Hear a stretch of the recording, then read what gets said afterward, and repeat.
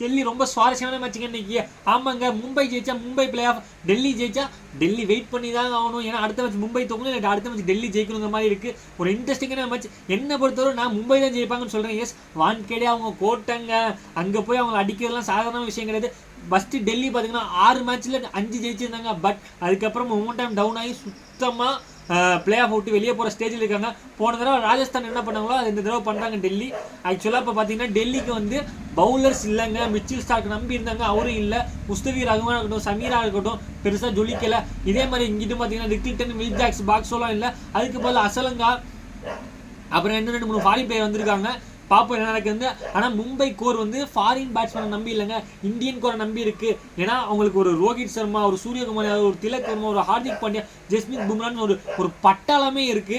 அதனால மும்பை கம்ஃபர்டபுளாக ஜெயிச்சிருவாங்க நான் சொல்றேன். நீங்க ஜெயிப்பீங்கன்னு சொல்லி கமெண்ட் பண்ணுங்க. இந்த வீடியோ பிடிச்சா லைக் பண்ணுங்க. ஐபிஎல் பார்க்கலாம், மறக்காம நம்ம சேனல் சப்ஸ்கிரைப் பண்ணுங்க. Thank you guys.